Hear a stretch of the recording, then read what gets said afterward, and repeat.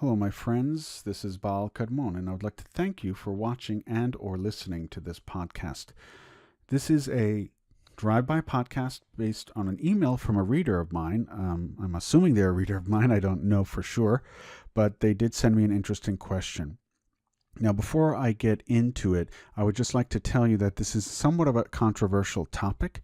It deals with the virgin birth of Jesus, and the question really was, in all the English translations, it says, the virgin will conceive a son. So why don't Jewish people acknowledge that? So that's an intense question because, it's loaded. That question is loaded. But I know why. And it has to do with translations. So what I'm going to do today is not going to be an opinion piece. It's going to be straight from the source material that is present about this event. The writers of the New Testament, Matthew, the canonical Gospels, and the rest really, when they were referring to the Old Testament, the prophets and the Torah and everything, they weren't reading from the Hebrew version of the Old Testament.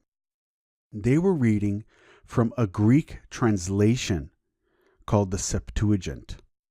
And that was a very common translation at the time, because there were actually a lot of Jews, let's say in Alexandria, Egypt, for example, that they couldn't read Hebrew anymore. They could only read Greek. And a lot of these writers of the New Testament also, they couldn't really read Hebrew, so they read Greek. So they read from the Septuagint. Now, the problem with the Septuagint is that although it is a translation of the Hebrew Bible into Greek, not all the words were translated properly. Different words were used. So let's break this down now. I'm going to start from the beginning. We're going to read just the first 3 words of Matthew chapter 1, verse 23 in Greek. Ithou ha parthenos. Parthenos is defined as virgin. So the 3 words are, behold the virgin. Okay?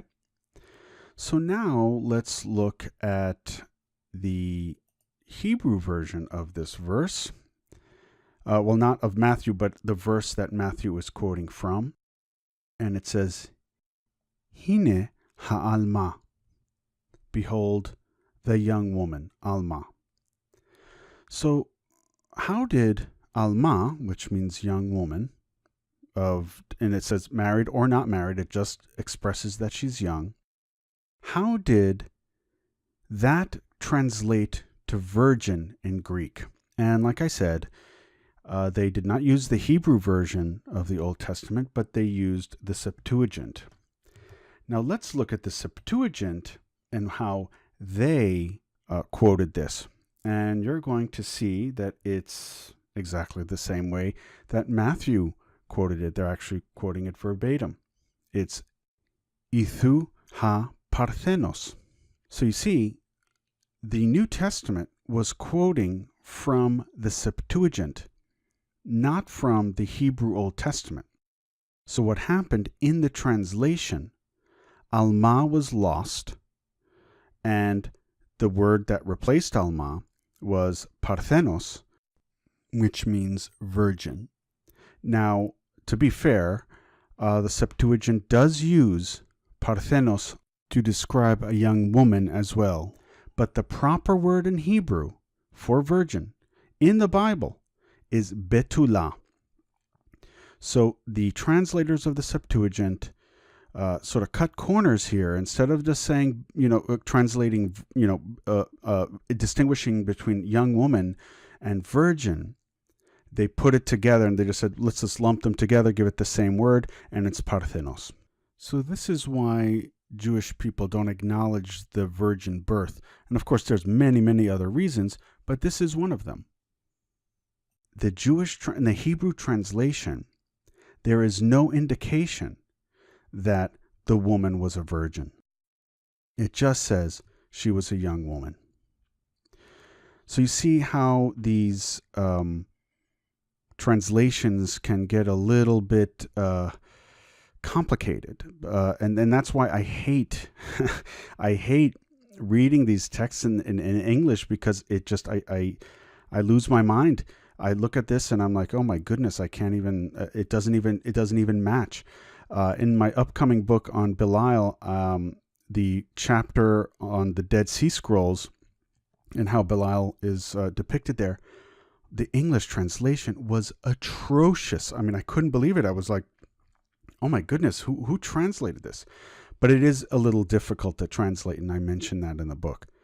In either case, it might sound like we're splitting hairs here, young woman, virgin, but it is a difference. You can have a young woman who's married and is not a virgin. So that's really the reason. It's a matter of translation. Again, we don't know that the woman in Isaiah was a virgin or not. So she could very well be a virgin, and this could very well be a prophecy of the virgin birth. We don't know. But if you're looking at the source material, the verse that Matthew is quoting from is from the Septuagint, the Greek version of the Old Testament, and not from the Hebrew original Old Testament. And that can make a big difference. Anyway, I hope you enjoyed this podcast. Again, it's one of those drive-bys. I'm really enjoying these, actually. If you have any questions, but some good, solid questions about history or things that involve translations and language and things like that, occult or not, but try to keep it, either occult or religion. I would love to hear from you. I love making these short little videos and answering these questions, because they're important questions. Whether you believe in the New Testament or not, this is very important. This has changed history, and sometimes these translations, just one wrong word, can lead to wars. So there you have it. I hope you enjoyed it again, and I will speak to you soon. So mote it be.